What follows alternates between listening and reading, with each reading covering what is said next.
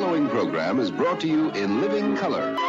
You are listening to The Liberal Grouch.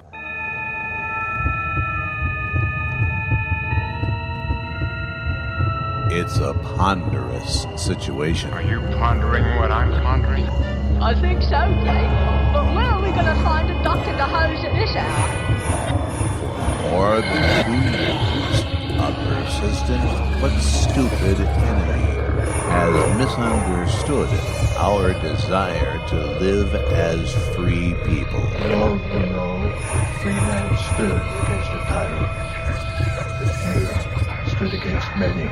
For more than 2 years, they've tried to silence those of us who believe that America is a nation of freedom for all, not just the privileged, not just for those who can afford justice. Yet, the enemy continues to misunderstand our motives. Are you pondering what I'm pondering? I think so, Blaine. But there's still a bug stuck in here from last time. They fill the blogosphere with lies and misinformation. Where can one turn for the truth? This is where we hold them. We will fight them. This is where we fight. We will struggle until the end. Give them nothing, but take from them everything. We are not concerned with personal comfort. This is Sparta. We will fight until the enemy realizes our thirst for justice cannot be quenched. Let your breakfast eat hot. But tonight we dine in hell. We will leave the right-wing, lick-spittle mob of hypocrites dazed and confused. Are you pondering what I'm pondering? I think so, Blaine. But what if the chicken won't wear the nylons? Truth will overcome lies the way the light of day overcomes night. This I vow, for I am the liberal grouch. And isn't that just special? Isn't that just a special thought for me that I'm the liberal grouch? Hi there, it's about 10 minutes after 1 o'clock in the afternoon on July 3rd, day before the 4th of July here in the east coast of the United States of America. And already all my Hispanic neighbors are gathering together for the great Hispanic celebration of El 4 de Julio. I think this is probably the worst holiday in the world, not because I have anything against the independence of the United States of America, but because my hillbilly and Hispanic neighbors like to set off grade A fireworks, illegal crap. And it scares the hell out of my dogs. I spend the whole night with Shiloh pacing back and forth nervously and Raven barking at every sound she hears. So I imagine tomorrow night there won't be a whole lot of sleep for me. I'll tell you what, I'm getting so sick and tired of all this legal conundrum I'm involved in lately. It's maddening. It's like I explained to someone online the other day. These people have created a pro wrestling bad guy. And that happens to be me. And this pro wrestling bad guy has to live up to their expectations. because those are their expectations.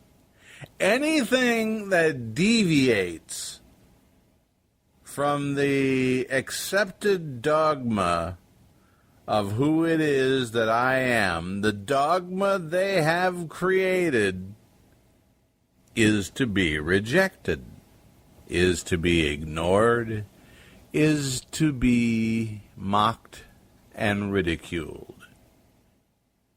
Well, I finally had to do it, and I don't know if it's going to do any good or not, but it seems like I've got a Chinook looking at me. Do you gotta go? Why is it whenever I start doing a live radio show, that's when you have to go potty, Shiloh? Can you explain that to our listeners? Can you explain that? Okay, no, she's just heading for the door. So, why don't I scare you a little bit with the W.J.J. Hogue story on the liberal grouch.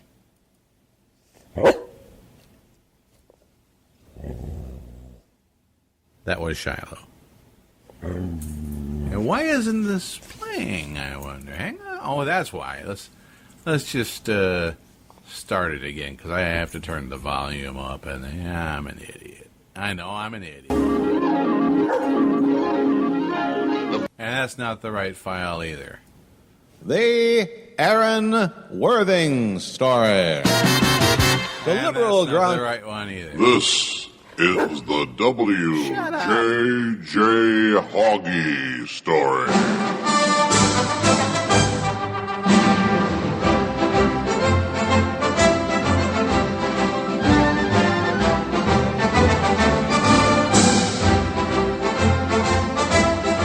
Who is W.J.J. Hoggy III? What is W.J.J. Hoggy III? Why is W.J.J. Hoggy III? Here for Liberal Grouch Productions, with answers to these questions, is our own Hector de Peoples. We at the Liberal Grouch have done our best to research the history of W.J.J. Hoggy III of Westminster, Maryland. We find that there are more twists and turns and holes in the story in the lineage of W.J.J. Hoggy III than one will find in the diseased intestines of a person with Crohn's disease. These records are based on historical documents which have since been sealed and destroyed by the state of Tennessee, but not before we got photocopies. In order for there to be a W.J.J. Hoggy III, there must have been a W.J.J. Hoggy I. And there was. Born in 1887 on a farm outside of Franklin, Tennessee, nobody is quite sure who W.J.J. Hoggy I's parents actually were. The young infant was found in a barnyard between the rear hooves of a large horse, covered in horse manure and trying desperately to nurse from the horse. Unfortunately, the horse was not a mare, but was a steed stallion, a fact that, if mentioned in the presence of W.J.J. Hoggy I, would cause him to erupt in extreme rage, with obscenities and bullets flying. The newspapers of the time had quite some fun with the discovery of the manure-covered child, calling him the miracle horse baby of Franklin. As Hoggy had no one to raise him because no one, seeing photographs of his birth conditions, wanted to touch him physically. He was sent to the Tennessee Home for Wayward, Unloved Children in nearby Cooksville, Tennessee. That school was burned to the ground in 1893 under suspicious circumstances, in which the evidence points to young Mr. Hoggy. Several students and teachers were killed in their sleep by the smoke and flames of the fire. In fact, there was only one child left uninjured by the conflagration, and that was young Mr. Hoggy. A local newspaper reporter at the time encountered Mr. Hoggy and asked him how he managed to survive the conflagration that took so many lives on that dark, dreadful day in Cooksville. Mr. Hoggy replied, "None of your beeswax," and kicked the reporter squarely in the testicles. Moving forward to 1915, 15 years into a new century, W.J.J. Hoggy I kidnapped a young debutante from a Nashville cotillion and declared her his wife, where they lived together in a filthy log cabin several miles south of Smyrna, Tennessee. On September 18th, 1917, after finally achieving the ability to impregnate his captured wife, W.J.J. Hoggy finally produced his first and only offspring, which he named W.J.J. Hoggy II. He promptly shot his wife, as she was no further use to him. This, of course, at the time, was considered a capital crime in the state of Tennessee. And Hoggy I went to the gallows on April 3rd, 1920.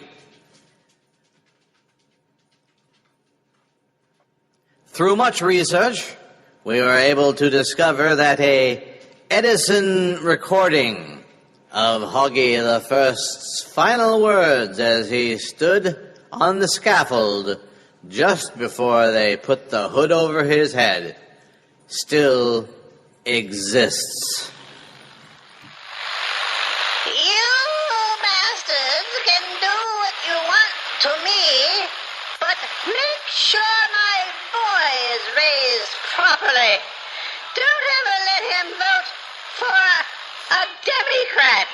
I'll see to... Wait, I'm not ready for the hood just yet. I'm not done speaking. Wait, what's the hurry?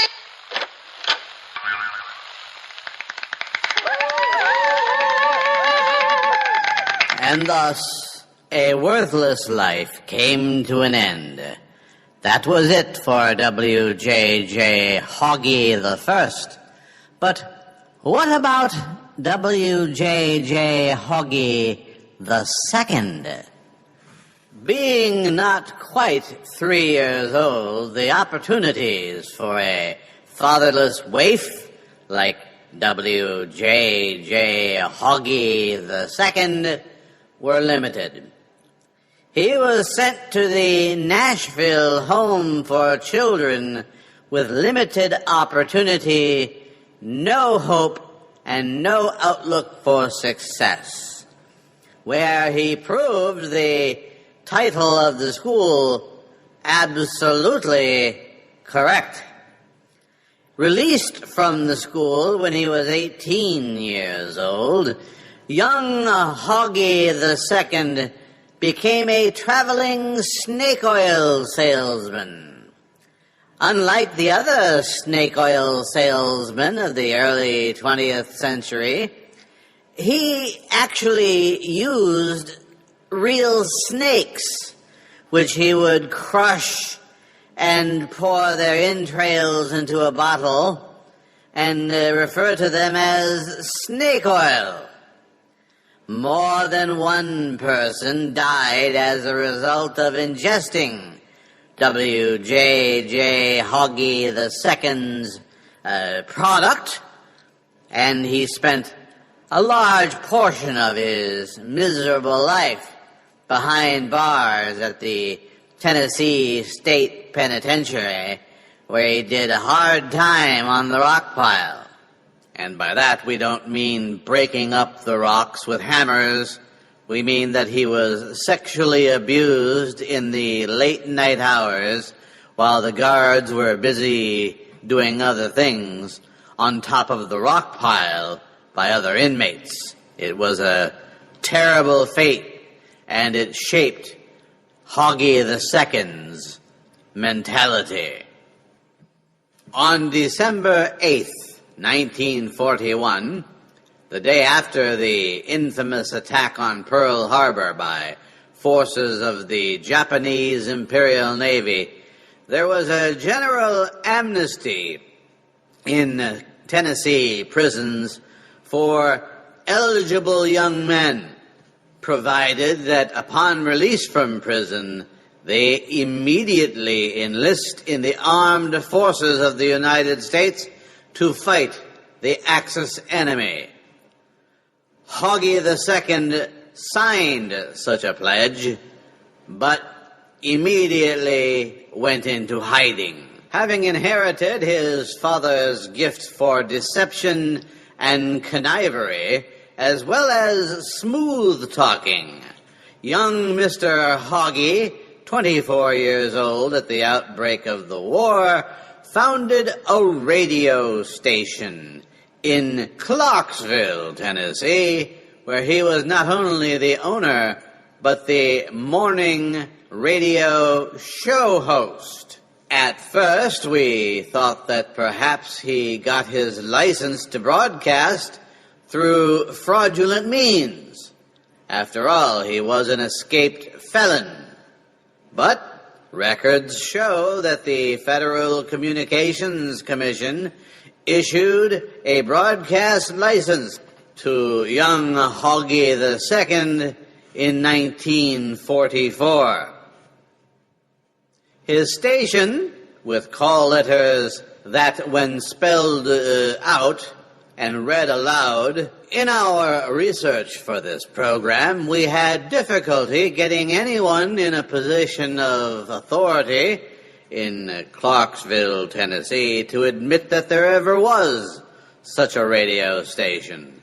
However, after the proper palms were greased, we did manage to find one records custodian who had secreted away a wire recording made of one such transmission in 1948. Good morning, tools and fools. This is William John Joseph Hoggy II, and you're listening to Hoggy in the Morning here on KUNT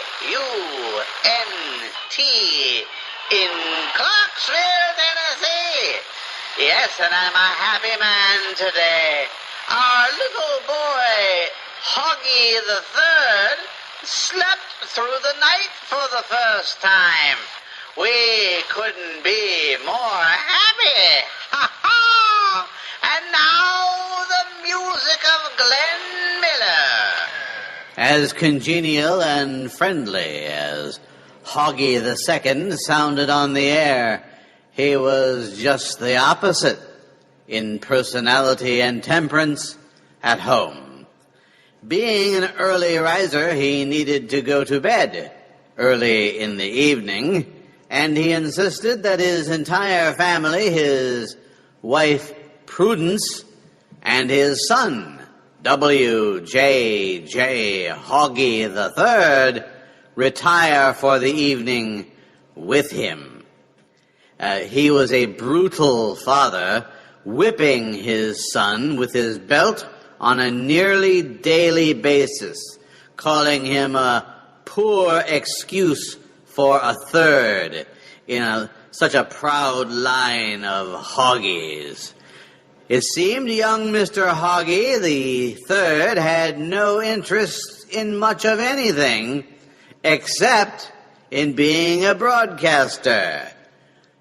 The elder Hoggy tried to explain to his son that owning a radio station was merely a scam and that he was cheating the advertisers for every dollar he could get from them, but still young Mr. Hoggy III wanted to be in radio.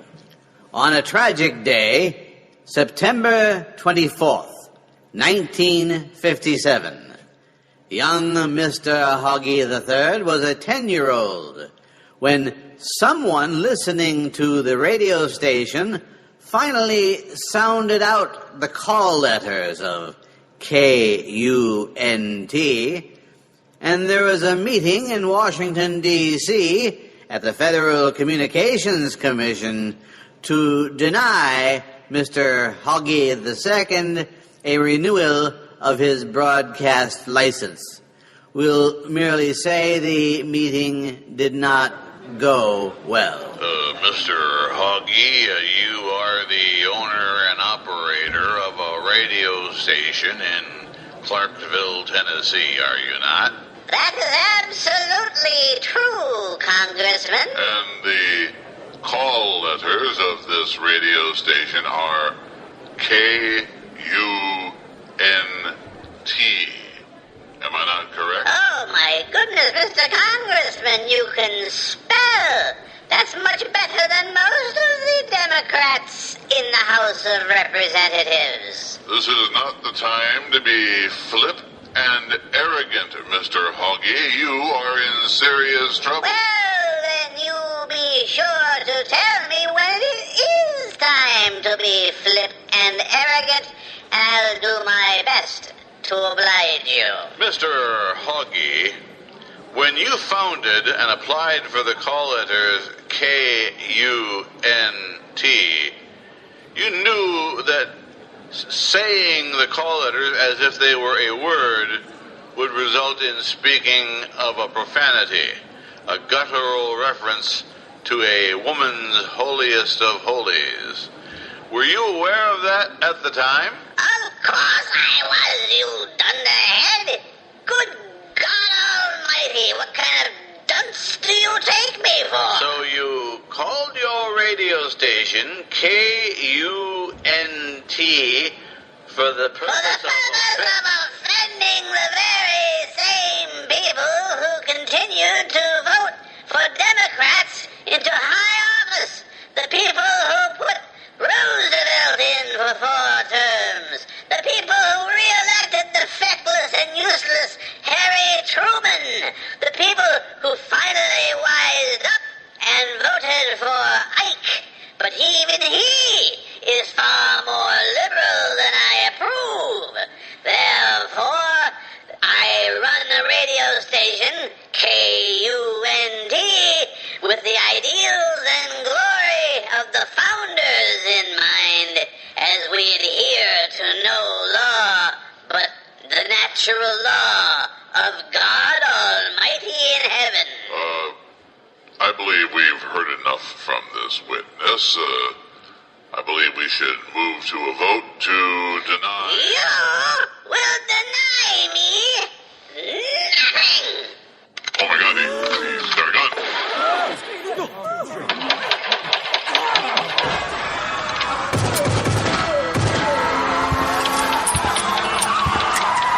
17 members of Congress, 14 members of the spectator audience were slain before a sleepy Capitol police force could arrive at the caucus chamber to take Mr. Hoggy II down once and for all, leaving behind a destitute wife and a child, W.J.J. Hoggy III, who was now entering middle school at the age of 12.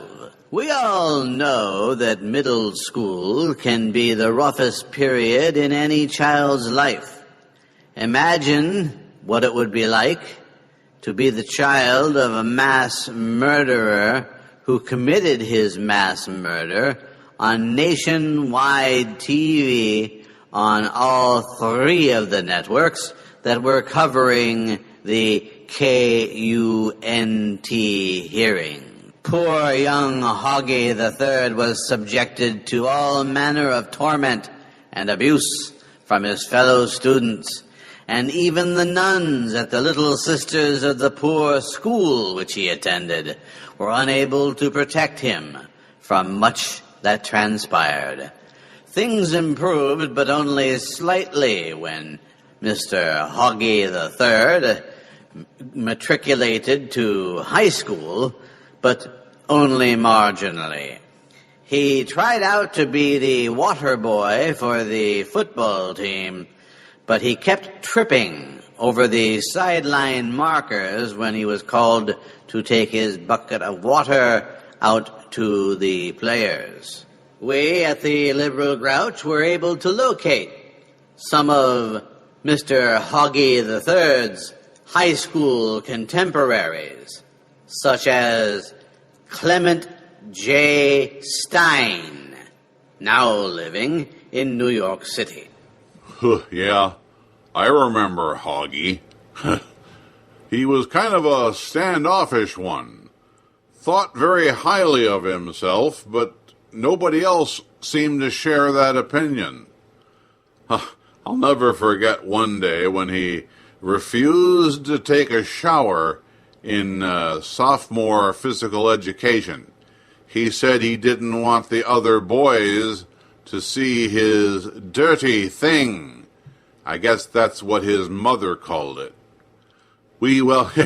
Being boys, we were capable of the most insane and unwarranted sorts of cruelty, so I recall one day after a particularly strenuous physical education activity where we, in the locker room, stripped little Hoggy naked and threw him into the shower, where we got him wet and soapy and scrubbed him down with a wire brush. I believe the manufacturer of the brush is a company called Kai.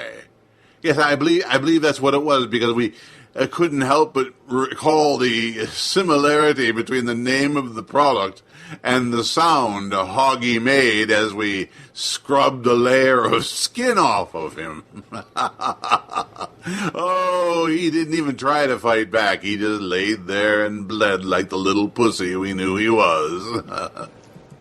Things did not go much better for Hoggy when he graduated high school and was accepted at Vanderbilt University in Nashville, Tennessee, where he immediately lived out his dreams of broadcast excellence by becoming a low-level manager of some sort at the student radio station. Never secure enough in the sound of his own voice to actually do an air shift, his duties were confined to being sales manager for the radio station, which was merely an honorary position since the college radio station had a non-commercial license, therefore could not sell advertising time.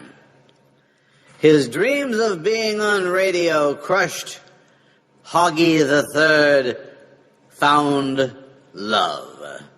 Young Constance McGillicuddy from Nashville had a successful career going in broadcast and audio recording. Hoggy swept her under his wing and off her feet and married her, stealing her away to Maryland, where they reside today in Westminster, the county seat of Carroll County, one of the few almost totally Republican counties in one of the bluest states on the political map. Mrs. Hoggy was able to bear but one child, and that would be William John Joseph Hoggy IV, an extremely large child, setting Winchester records at being born at 27 pounds. Mrs. Hoggy was never again able to even entertain the idea of sexual relations with Mr. Hoggy III ever again. He did not take that well, beating her once so severely that he broke her back and gave her bone cancer. We contacted Mr. Hoggy III at his home in Westminster, and he agreed to a brief interview. What you don't seem to understand, you New York liberals, is that the woman is my property to use and abuse as I choose. Are you pondering what I'm pondering? That was a little play on words, but ever so true. Yes, I beat the cancer into her back, and now I'm beating it out of her. She's a strong, stalwart woman, that one, and she would have to have given birth to this gigantic mound of moron that is my son, William John Joseph Hoggy IV. That would be me. Yes, son. Now please, Daddy's talking to the liberal reporter from New York. I thought you did not like liberal reporters from New York. Son, that's not the time to discuss private family business. I recall you saying that the next time a liberal reporter from New York came into our house that you would personally shoot him in the face with your shotgun. To your room, young man, at once. Daddy, I'm in my 30s now and do not have to do what you tell me. You bloody damn well do have to do as I tell you while you live under my roof. Okay, Daddy. There, you see, the product of superior genetic engineering. He does whatever I tell him, which is all I ask of anyone, to do that which I bid and command. W.J.J. Hoggy III, megalomaniac, liar, possible forgerer, a despicable human being in every sense of the word. But now, perhaps, you have a slightly better understanding of why he is the way he is. For the Liberal Grouchcast, this has been Hector DePeebles. Thank you for listening.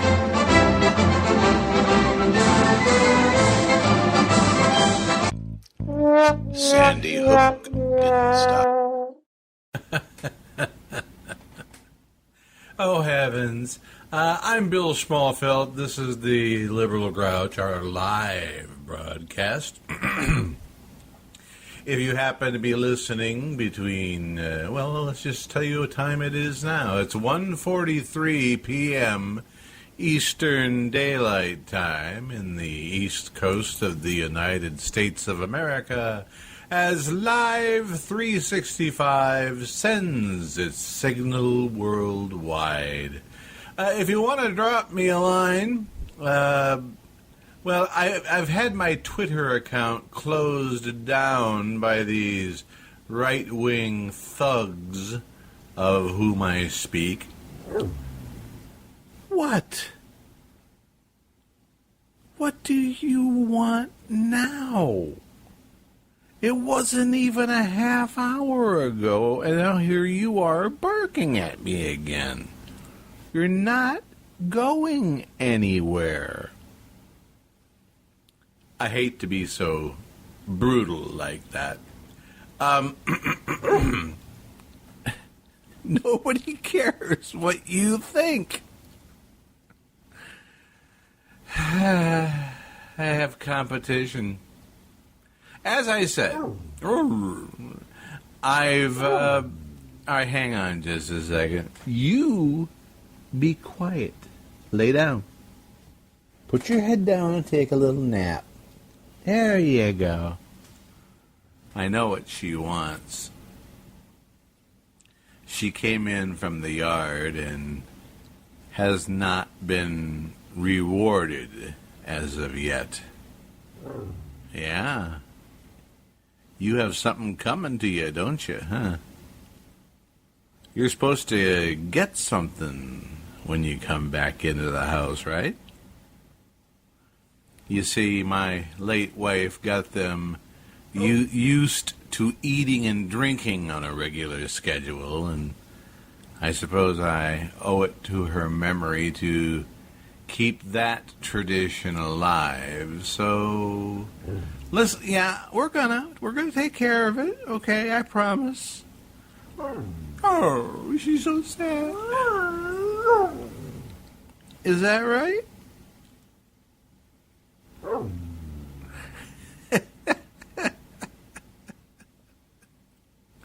Let me entertain you with this as I give this dog that. Yes, if you would let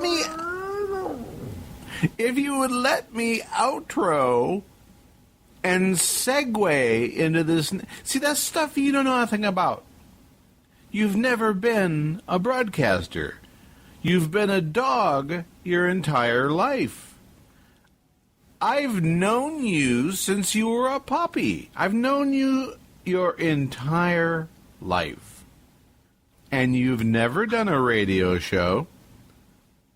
You're not familiar with the broadcast elements, like letting people know that they're listening to the Liberal Grouch and that this is Live 365.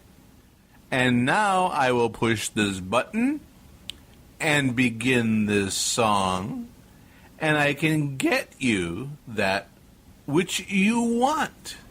This is the W. Oh, for God's sake. All right, let's do this here. Where'd it go?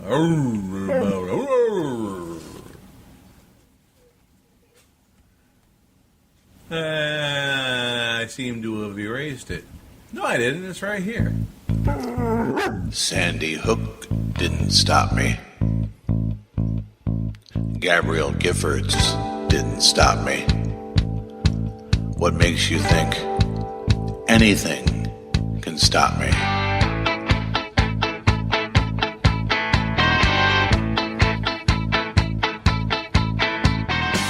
I can't seem to face up to the facts. I cannot tolerate the gaze of blacks. I can't sleep 'cause my head is on fire. I'm dressed up in my combat attire. Right-wing killer, what's to say? Far better.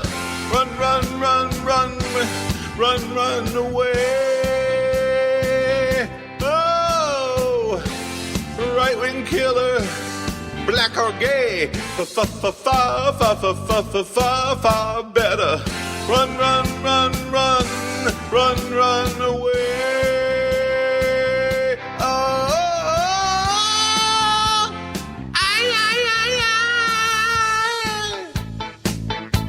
It's useless. Don't you understand that yet? they rape our wives and daughters. We just want our country back. You're talking a lot, but you're not doing anything. They're turning our children gay, and that means war. You'll know my name. I'll be on the news. Right-wing killer, and I don't play. Far better.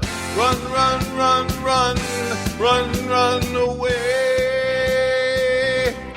Oh, right-wing killer, there's hell to pay. Far better. Run, run, run, run, run, run, run away. Oh,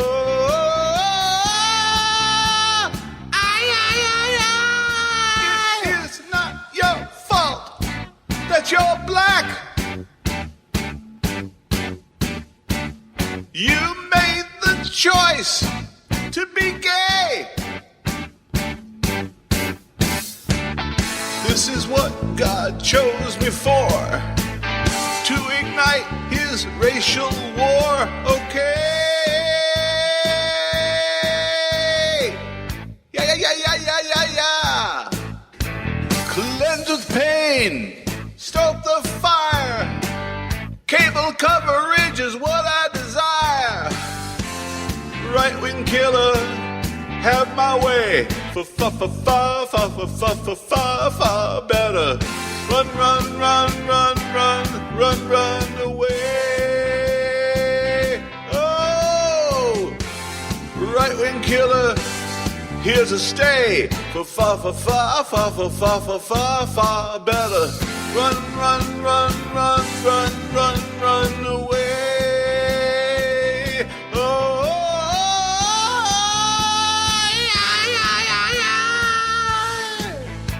If I may take the liberty of quoting Jon Stewart from The Daily Show, I honestly have nothing other than just sadness, once again, that we have to peer into the abyss of the depraved violence that we do to each other, and the nexus of a just gaping racial wound that will not heal, yet we pretend does not exist.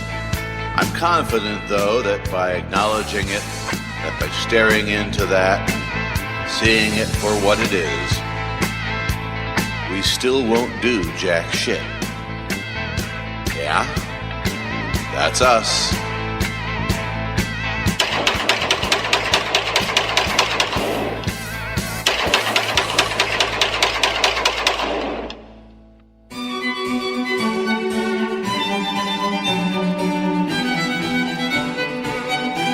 Hello. I am Supreme Court Justice Antonin Scalia.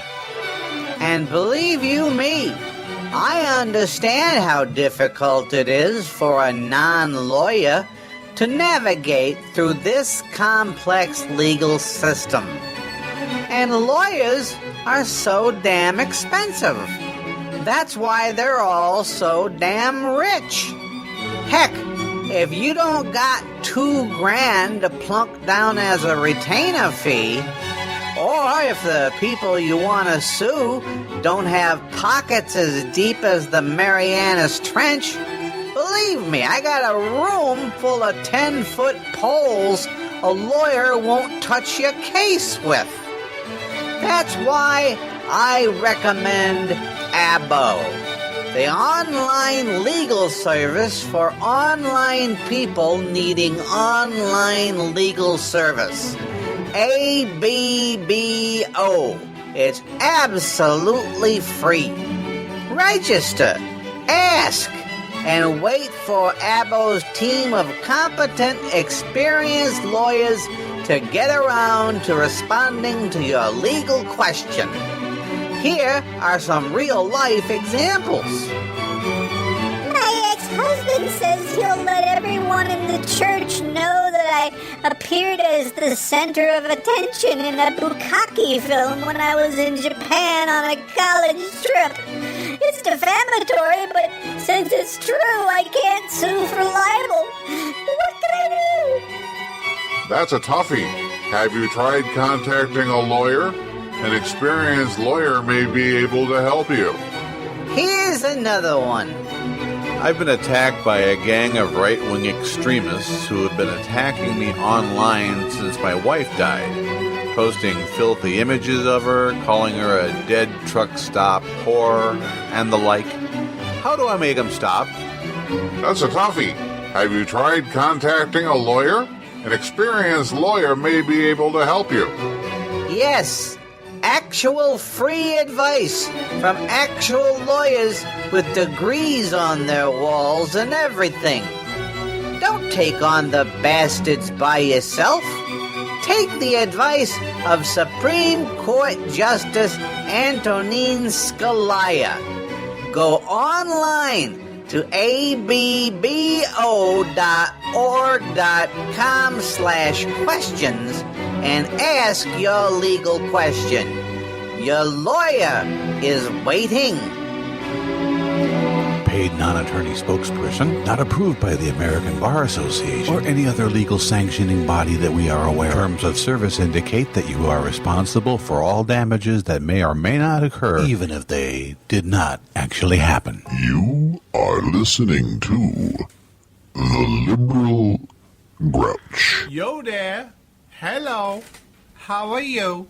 I'm fine. Bill Schmalfeld here on a Friday afternoon on this day before the 4th of July. And, how do I break this to you? I don't want to say forced, because that's not really the right word. Nobody put a gun to my head or anything. But I was about ready to just walk away from the whole battle until somebody stepped over the line. Somebody calling himself a cousin of mine, Roy Schmalfeld. Before he was Roy Schmalfeld, he was Leroy Oddswatch. But then somewhere along the line, he decided he could probably get under my skin a little easier if he called himself Roy Schmalfeld, saying that he's known me for my entire life, although I know all my cousins. I had 6. I have 5 now because my cousin Brenda was murdered back in 2007. None of them is Roy Schmalfeld.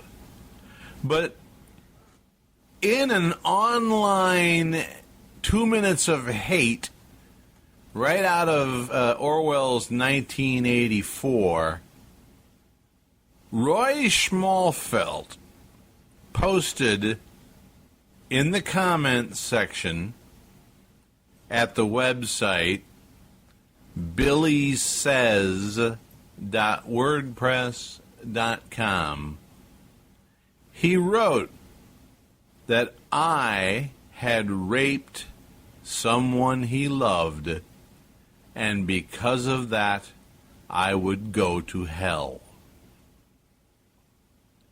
Do you sense any parody in that? Does that seem satirical at all? Is it fair comment? Is it opinion? No, it is none of those things. It is libel. So, yesterday, I hied my ass into Baltimore. Took the taxi to the train station, train up to Camden Yards, walked over to the federal courthouse on What's that called? Nah. Oh, TJ's here, and the dogs are exceedingly glad. I can't seem to think of the name of the... Hang on, I gotta be right here. Yeah, Lombard. On Lombard Avenue in Baltimore. And I filed an updated, amended complaint, which names the original defendant, Patrick G. Grady, and let's see, 1, 2, 3, 4, let's say 1, 2, 3, 4, 5, 6 other people. So now I've got 7 defendants, and I'll tell you who the next 6 are coming up. Oops, wrong button again.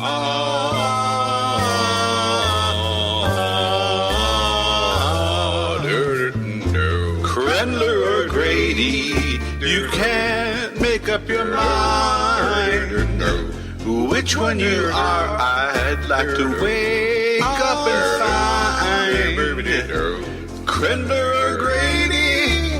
Fear defines what you are. I own you. I own you. I own you. I own you. Crendler or Grady, you're not very smart. You craven coward, you've made it an art.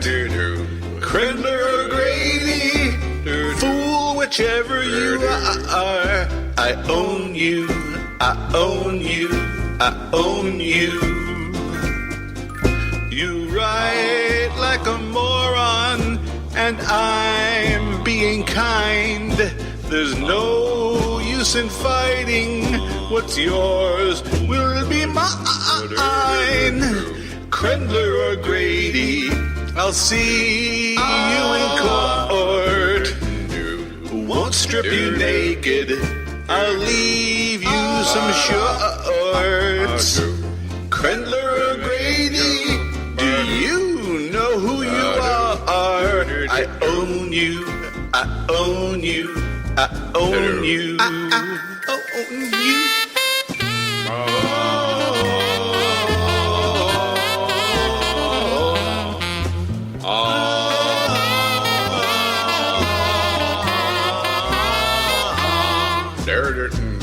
Crendler or Grady, yes, soon you will be mine. Thought you were clever, you're out of your mind. Crendler or Grady, fear defines who you are. I own you, I own you, I own you.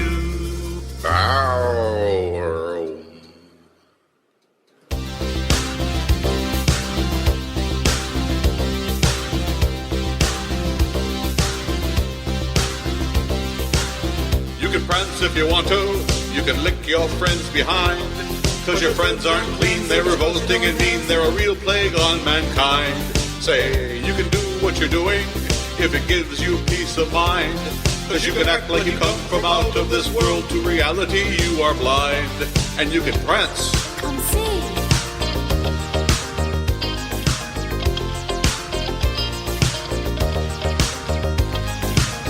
You can say what you want to, cause they believe most dandy lie. And you can just pretend that you're not being sued, be a real internet tough guy. Say, you can act like a douchebag, that'll give your friends a thrill.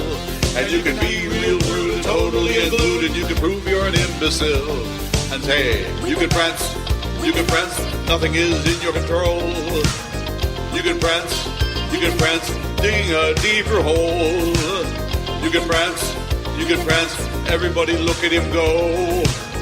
He can prance, Grady is taking the chance. With the Grady prance, the Grady prance, the Grady prance.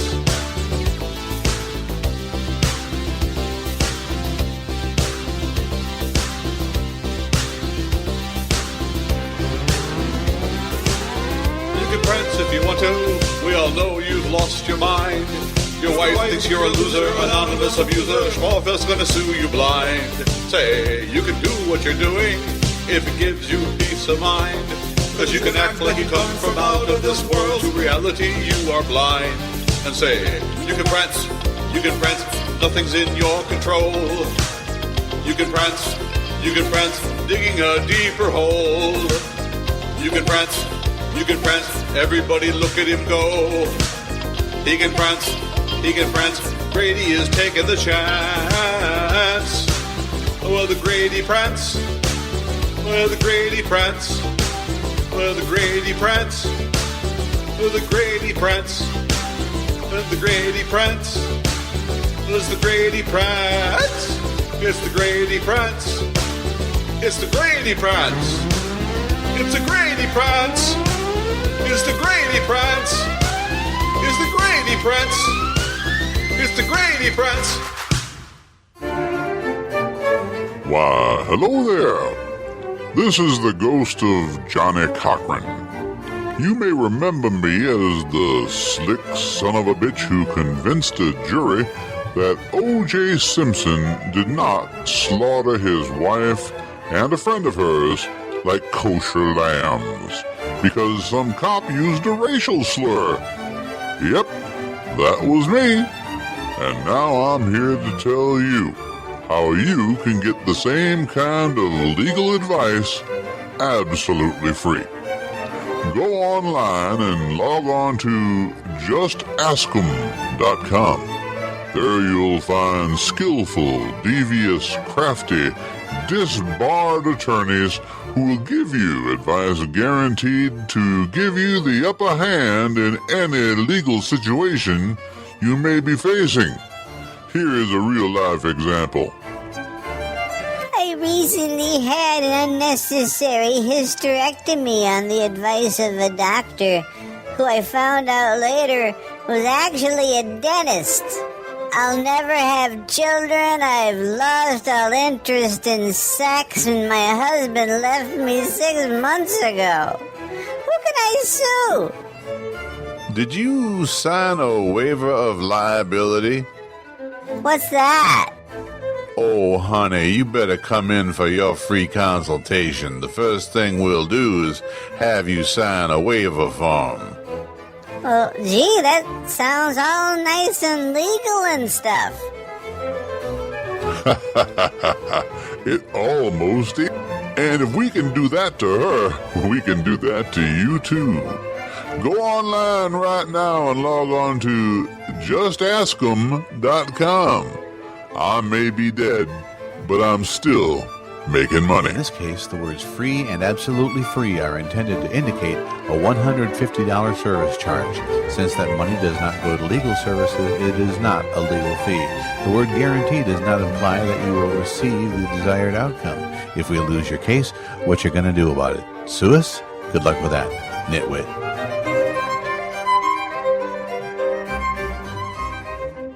You are listening to The Liberal Grouch. Okay, so I get rid of one dog, and now I've got the other one backing her boxcar-sized butt up to my leg because she wants her butt scratched. There we go. Is that good? Is that good, Raven? Oh, more. Okay. You see, she doesn't even ask. You know, most dogs will ask. They'll come up and look at you and, you know, flirt with you and be coy about it. Not this one. This 10-year-old border collie I got right here, when she wants a butt scratching, you first find out about it when she thrusts that butt right up against your leg. That is a butt. Is that a butt? Where's your tail? Give me a tail. Give me a tail. Hi. She's looking at me like, oh, don't be silly. I'm Bill Schmallfeldt, the Liberal Grouch. And as I said, Shiloh, I'm talking to the people. Both of them.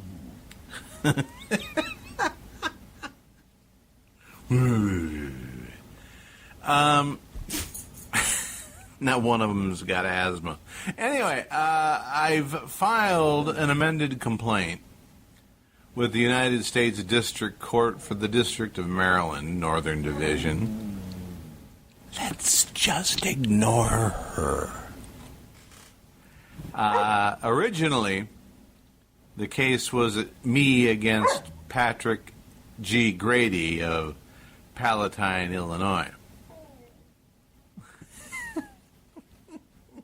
Are you sad? Does Patrick Grady make you sad? He makes me sad.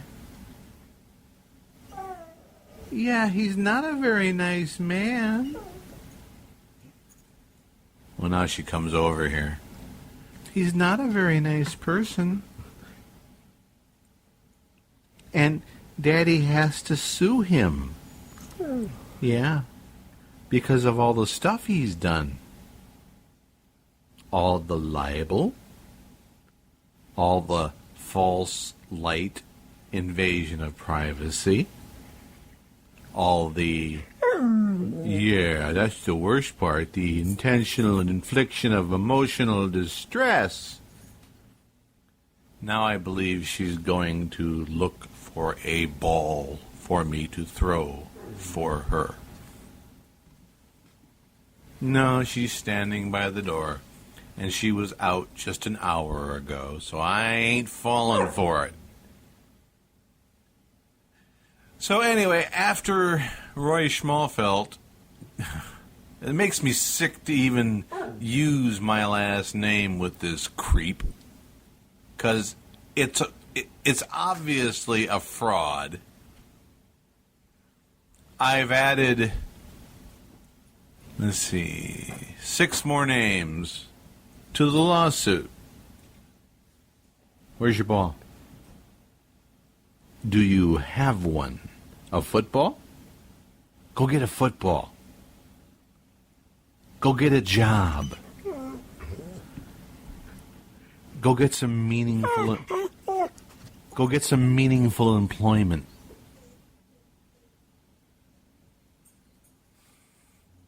Now she's climbed up on the couch right over here to my right so she can hit me. And that's what she'll do. As I'm sitting here talking... Yeah, right. I'm very afraid of you. As I'm sitting here talking to you, she will reach... She will reach out and smack me. Would you get down? Get down.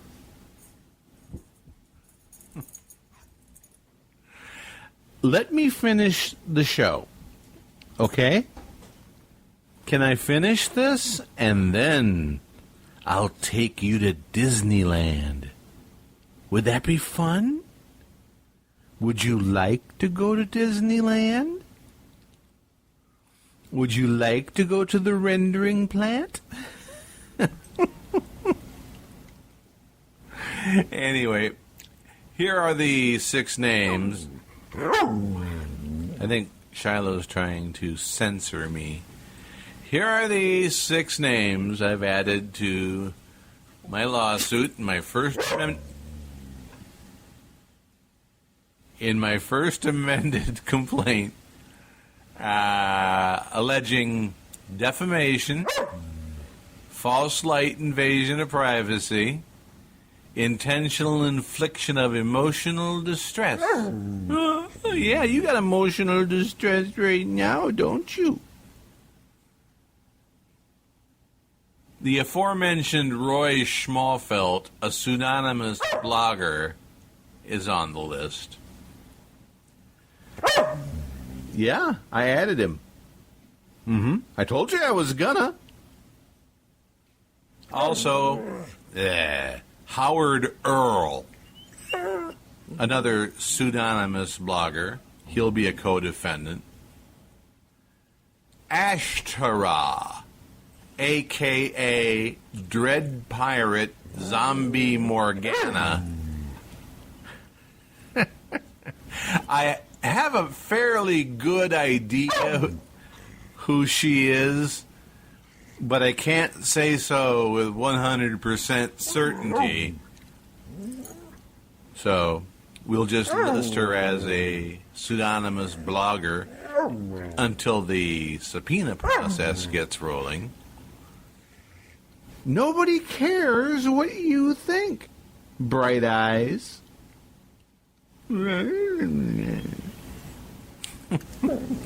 She's sad. Who am I leaving off the list here? Oh, yeah, Grace. Or a.k.a. Grace 3G. I have a fairly good idea who that is as well, but we'll let the subpoena process play itself out. Scott Hinckley of Shirley, Massachusetts. You on the list now, boy. Agile dog. Yeah. I got one more I got to tell people about. There's one more name on this list, and then I can deal with you, okay? Can I do that? Thank you. Finally, Wasilla, Alaska's own David Egrin, Esquire. That makes the entire list William M. Schmalfeld, Sr., plaintiff, versus Patrick G. Grady, Scott Hinckley, David Edrin, Roy Schmalfeld, Grace, Ashtara, and Howard Earl. Yep. Now she's knocking stuff over. 'Cause you know why, kids? You know why? This is the liberal grouch.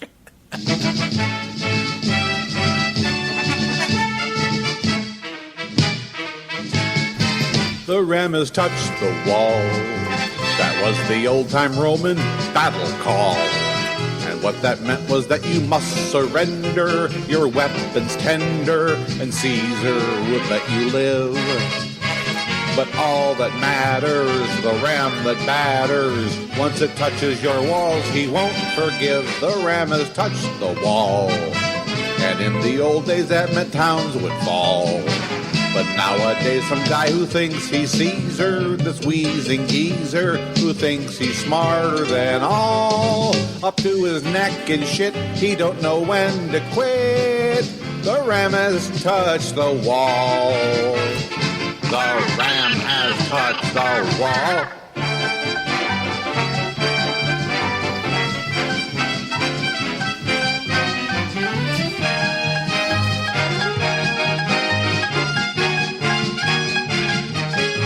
The ram has touched the wall, and that must surely mean the end of all of our concerted efforts to negate all the filth and hate and to give up without a fight.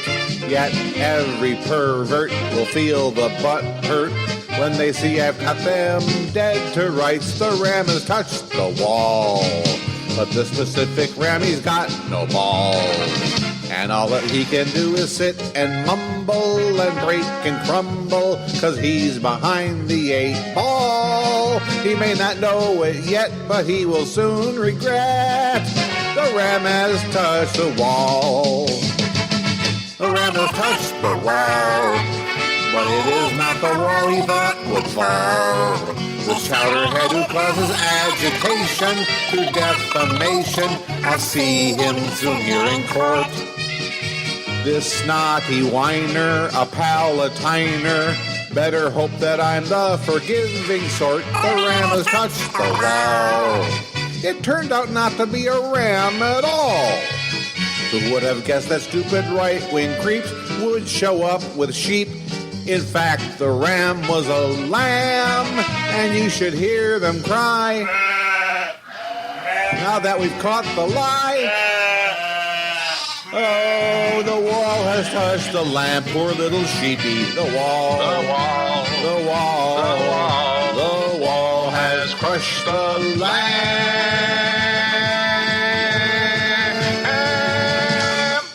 Yo, got legal problems? So you shouldn't feel like the Lone Ranger or anything. Not for nothing, but we all got legal problems. The question is, what you gonna do about them? You gonna pay the sky-high prices of a lawyer? Or take the chance of representing yourself? Don't be a knucklehead. The Goon Squad can make your troubles disappear for good. Go online and log on to goonsquad.wordpress.blogspot.biz and sign up today. Here's an actual case. I found my two-timing husband in the back seat of my car, doing the bad thing with the babysitter. I can divorce the son of a bitch, but I want her to suffer too. But the lawyers say there's nothing I can do to her. Should I take that as a final answer? Lady, you just tell us if you want your husband and his dolly to have a serious accident, or if the accident should turn tragically fatal. Fatal sounds good, but how much will that cost? Look, no questions, okay? We'll get in touch later with your bill. Hey, we don't ask no questions, and we sure as hell don't answer them neither. Got a sticky legal problem you can't quite scrape off of your shoes? Log on to goonsquad.wordpress.blogspot.biz and sign up today.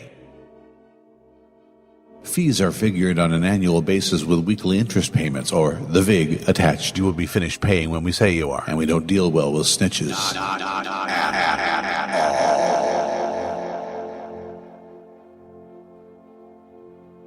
You are listening to The Liberal Grouch. Well, you may have noticed a theme to today's show.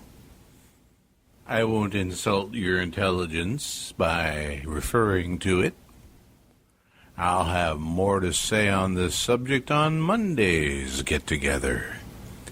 Have a wonderful 4th of July. Be safe.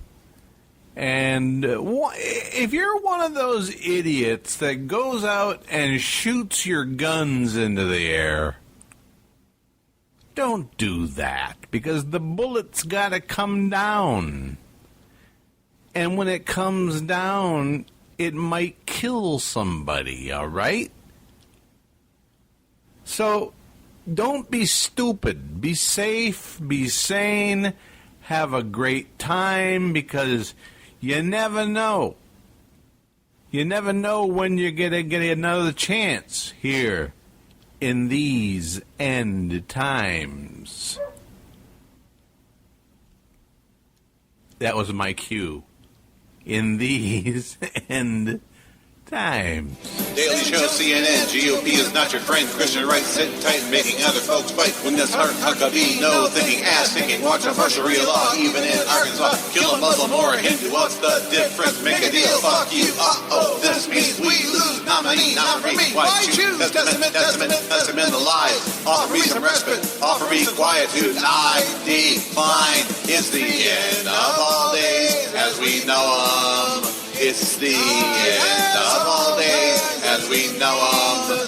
It's the end of all days as we know them in these end times. These end times. The Liberal Grouch Cast is a copyrighted performance of Bill Schmalfelt. Copyright 2015, all rights reserved. Blueberry. This podcast is a member of... I'm an idiot. This podcast is a member of the Blueberry Network. Blueberry. No E's. That's Blueberry, BLUBRRY.com. Blueberry.com.